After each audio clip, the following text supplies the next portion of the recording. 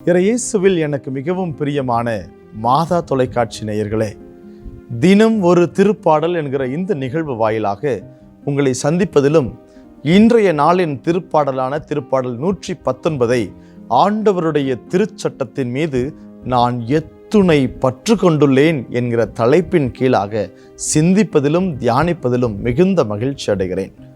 ஆண்டவருடைய திருச்சட்டத்தின் மீது நான் எவ்வளவு பற்று கொண்டிருக்கிறேன் என்கிற இந்த ஒரு அழகான ஒரு வார்த்தை நீங்களும் நானும் கடவுள் மீது எவ்வளவு பற்று கொண்டிருக்க வேண்டும் என்பதை வெளிப்படுத்துவதாக அமைந்திருக்கிறது. இந்த ஒரு திருப்பாடல் ஒரு அழகான ஒரு இலக்கிய நயத்தோடு அமைந்திருப்பதை நாம் பார்க்க முடிகிறது. இந்த திருப்பாடல் தான் இந்த விவிலியத்திலேயே அதிக வசனங்களை உள்ளடக்கிய ஒரு அதிகாரமாக இருக்கிறது. 119வது திருப்பாடல் அகர வரிசை திருப்பாடல் என்று அழைக்கப்படுகிறது. தமிழில் அ ஆ இ ஈ என்று இருப்பது போல எபிரேய வார்த்தைகள் அந்த அகர வரிசையில் மூலமாக இந்த திருப்பாடல் கட்டமைக்கப்பட்டிருப்பதை நாம் உணர முடிகிறது. ஒவ்வொரு 8 வசனங்களுக்கும் ஒரு அகர வரிசை என்று ஆக மொத்தம் எபிரேய மொழியில் இருக்கிற 22 எபிரேய வார்த்தைகள் அந்த அகர வரிசையும் முழுவதுமாக உபயோகப்படுத்தப்பட்டிருக்கிறது. 22 பெருக்கல் 8 என்று பார்த்தால் 176 வசனங்களை தன்னகத்தே கொண்டதாக இந்த திருப்பாடல் இருப்பதை நாம் மிக தெளிவாய் பார்க்க முடிகிறது. இந்த திருப்பாடல் முழுவதும் நமக்கு ஆழமாய் சொல்லித் தருகிற ஒரு பாடம் திருச்சட்டத்தை பற்றி. திருச்சட்டம் இறைவனுடைய மறு உருவமாக, திருச்சட்டம் இறைவனுடைய நமக்கு தருகிற அன்பை வெளிப்படுத்துவதாக நமக்கு இந்த திருப்பாடல் வெளிப்படுத்துவதை உணர முடிகிறது.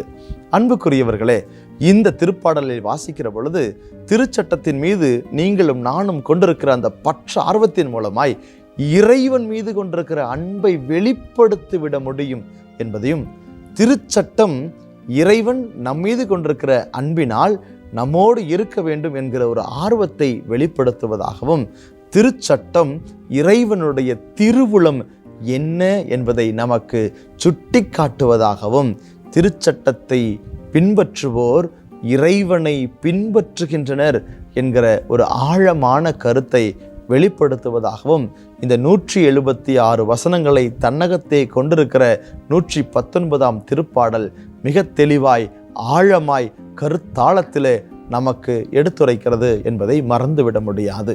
அன்புக்குரியவர்களே, இந்த திருப்பாடல் அளவில் மட்டுமல்ல, கருத்து செறிவிலும் மிக ஆழமாய் பொதிந்து இருப்பதை இந்த திருப்பாடல் மிக அழகாய் நாம் படிக்கிற பொழுது நமக்கு வெளிப்படுத்துவதை உணர முடிகிறது. திருச்சட்டம் என்கிற இந்த ஒரு வார்த்தை பல்வேறு வார்த்தை பிரயோகங்களினால் குறிக்கப்பட்டிருப்பதை நம்மால் காண முடிகிறது.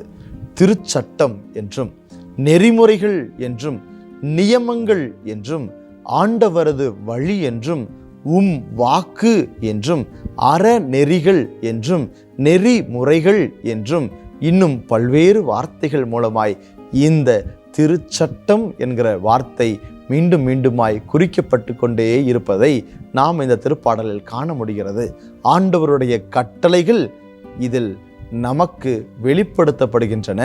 திருச்சட்டம், கட்டளைகள் நம்முடைய வாழ்வை செழுமையாக்குவதற்காக இந்த திருப்பாடல் மிக ஆழமான ஒரு பொருளை கொண்டிருப்பதை காண முடிகிறது. விவிலியம் முழுவதிலும் ஆண்டவரையும் ஆண்டவருடைய வார்த்தையையும் முழுமையாய் கையாண்டவர்களையும், அவர் அந்த திருச்சட்டத்தின் மூலமாய் இறைவனை சொந்தமாக்கி கொண்டவர்களையும், எல்லா கதை மாந்தர்களையும் கதாபாத்திரங்களையும் விவிலிய மாந்தர்கள் ஒவ்வொருவரையும் இந்த திருவிவிலியம் முழுவதும் நம்மால் காண முடியும். உதாரணத்திற்கு நீங்கள் எடுத்துக்கொள்ளுங்கள். முதலாக நோவா ஒன்றும் இல்லாமல் பொழுது, எந்த அழிவும் இல்லாத பொழுது, மழைக்கான சாத்தியமே இல்லாத பொழுது, ஆண்டவருடைய வார்த்தையை நம்பி ஒரு மிகப்பெரிய பேழையை செய்த நோவா ஆண்டவருடைய வார்த்தைக்கு கீழ்ப்படிபவராக, திருச்சட்டத்தின்படி நடப்பவராக இதோ நோவா இருப்பதை பார்க்கிறோம். தொடர்ந்து ஆபிரகாம் உன்னுடைய மகனை பலியிடு என்று சொன்ன போதும் கூட மலையில் ஆண்டவர் பார்த்து கொள்வார், யெகோவா இரே என்று சொல்லி இதோ தன்னுடைய மகனை அழைத்து கொண்டு அந்த பலியிடுகிற மலைக்கு சென்ற ஆபிரகாம் திருச்சட்டத்தின் மறு உருவமாய் அதை பின்பற்றுகிறவராய், திருச்சட்டத்தை பின்பற்றுவதன் மூலமாய் இறைவனையே முழுவதுமாய் பின்பற்றுபவராக நாம் பார்க்கிறோம்.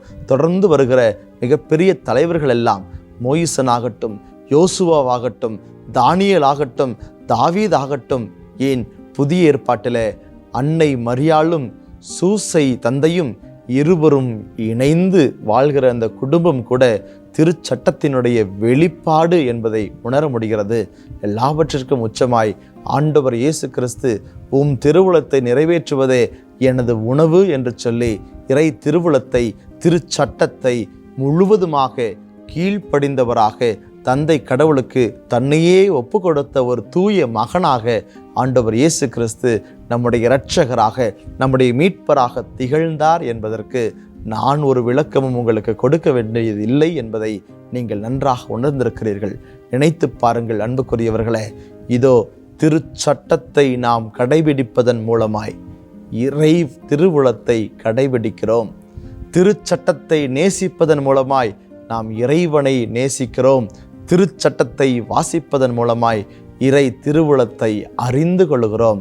இறை திருவுளத்தை திருச்சட்டத்தின் மூலமாக, விவிலியத்தின் மூலமாக, இந்த தோரா நூல்களின் மூலமாக, ஆண்டவருடைய வார்த்தைகளின் மூலமாய் நாம் படிப்போம், தெரிந்து கொள்வோம், அதன் வழி தொடர்ந்து நடப்போம்.